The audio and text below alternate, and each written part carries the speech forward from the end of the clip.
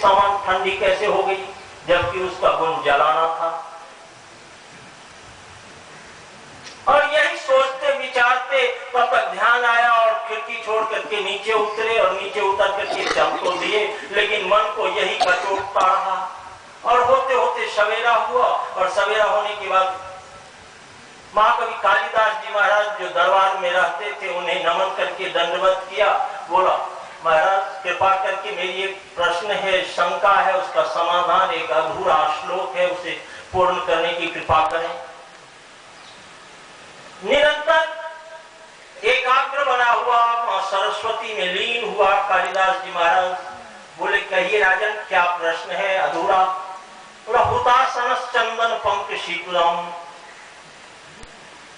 तुरंत भगवती में अनन्य हुए कालिदास जी महाराज, ध्यान किया मां सरस्वती का, और ध्यान करते ही उनके मन में अनायास फूट पड़ा स्तोत्र। और उन्होंने पहले प्रश्न के पहले चरण में उन्होंने कहा,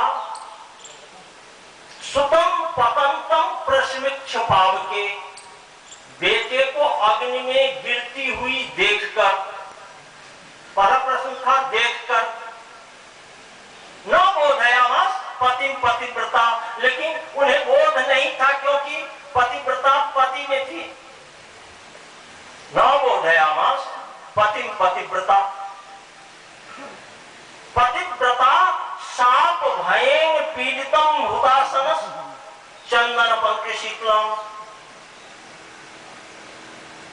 अग्नि देवता पतिव्रता के श्राप से भयभीत तो हो करके अग्नि को के दाहक गुण को भुलाकर, अपने दाहक गुण को भुला करके चंदन के समान ठंडा होकर के उस बच्चा का रक्षा किया।